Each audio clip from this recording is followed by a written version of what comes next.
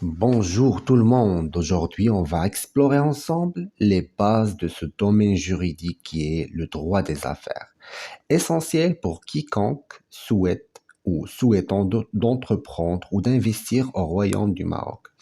Il est destiné aussi aux étudiants des spécialités des sciences économiques et des sciences juridiques. Avant toute définition, on constate déjà que le droit est un héritage riche et en évolution constante. C'est un héritage juridique qui est riche et qui est en constante modernisation pour répondre aux besoins d'ordre économique en pleine expansion. Le droit marocain est un mélange fascinant du droit musulman, français et international. On verra dans cette vidéo que le droit se fonctionne en deux parties essentielles, le droit objectif et le droit subjectif, et qu'on a deux types de lois, les lois supplétives et les lois impératives. Et finalement, on va voir dans cette vidéo les objectifs des règles de droit. Commençons par voir le sommaire de cette formation. On a une introduction, les règles du droit, les caractéristiques et les facteurs, et les buts de règles de droit. Les autres titres, on va les voir au fur et à mesure. Alors, commençons par une introduction. Introduction aux études de droit des affaires. Le droit des affaires est un ensemble de règles juridiques qui régissent les relations économiques des entreprises avec les autres agents économiques, clients, fournisseurs ou bien État.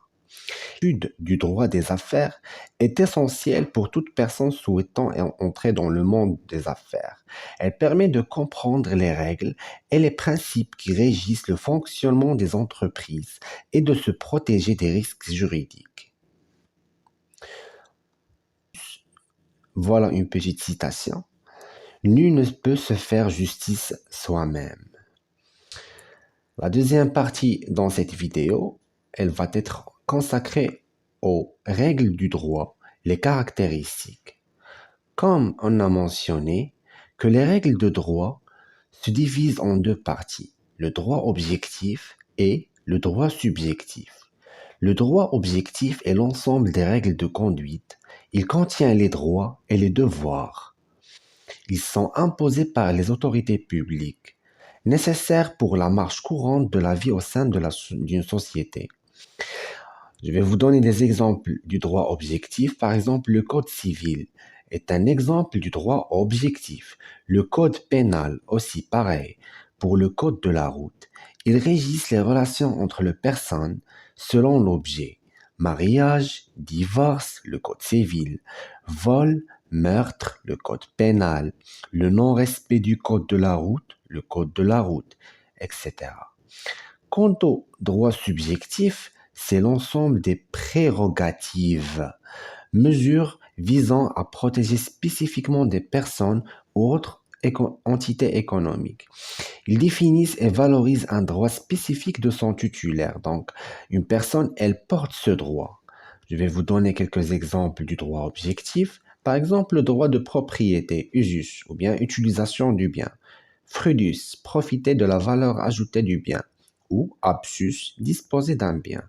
Le droit de créance. Le titulaire du droit ou bien le porteur du droit bénéficie du droit de traduire le débiteur devant le tribunal. Donc le débiteur est censé payer son crédit envers son créancier. Les limites de droit subjectif sont généralement comprises entre ne pas perturber l'ordre public et ne pas atteindre les droits subjectifs des autres. Il y a des limites. Bien qu'ils peuvent sembler différents, le droit objectif et le droit subjectif, mais ils ont un lien entre eux. Le droit objectif, il crée et limite le droit subjectif par les lois et les articles des lois, contenant l'ensemble des règles de conduite comme porte la définition du droit objectif. De ce fait, les règles de droit se présentent comme des prérogatives et des règles de conduite. On a les lois impératives ou lois d'ordre public et les lois supplétives ou interprétatives. Ce sont des commandements directs d'ordre public d'office caractère obligatoire, un caractère qui est obligatoire. Il faut respecter les lois impératives, à respecter. Ils ont des conséquences au cas de violation. Ils sont sanctionnés par la nullité de la cause contractuelle contraire. Cette nullité est d'ordre public, mais le juge peut la soulever, même si les parties ne l'ont pas évoquée. Je vais vous citer quelques exemples du Code civil. Interdit de se marier avec sa mère ou sa sœur, quel que soit le motif, afin de préserver la morale de la société. Le Code pénal interdit la vente d'organes humains pour protéger la santé publique. Le Code du travail, il impose aux entreprises, commerçants, de verser un salaire minimum obligatoire du SMIC, qui s'appelle au Maroc le SMIC. Les lois supplétives ou interprétatives, ce sont des règles qui ne s'imposent pas.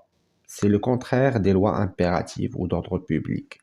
Leur objectif est de combler un silence, le silence des contractants, soit par un manque de connaissances juridiques, de personnes souhaitant établir un contrat, mais ils ont des connaissances juridiques faibles, ou bien une rapidité de conclusion de contrat, sans prévoir toutes les clauses du contrat nécessaires.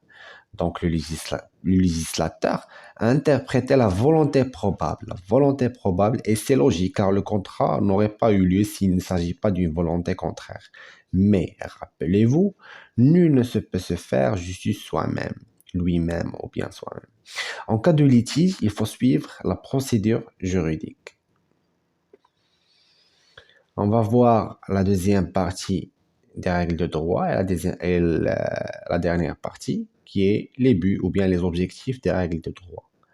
En général, les buts des règles de droit sont organiser la vie en société, prévention des conflits, sécuriser les transactions commerciales, ainsi contribuer au développement économique du pays, garantir une sécurité juridique et assurer une justice, garantir la paix et la sécurité. Au Maroc, l'article 6 de la nouvelle constitution de 2011 indique que la loi ne prend effet qu'après sa promulgation. La loi n'a pas la possibilité d'avoir un effet rétroactif. Qu'est-ce que ça veut dire? Préoccupe les personnes. Donc, la loi n'a pas la possibilité d'avoir un effet rétroactif. Le droit au Maroc se préoccupe principalement de la sécurité des personnes, la protection des biens, la stabilité des institutions et entités publiques ou privées, la stabilité de la situation établie au préalable et définir les méthodes et les principes d'évaluation des opérations d'ordre comptable et financier. Les objectifs du droit. Alors, notre vidéo touche à sa fin. Je vous invite à vous abonner, de laisser vos questions en commentaire et vos suggestions et je vous souhaite bon courage.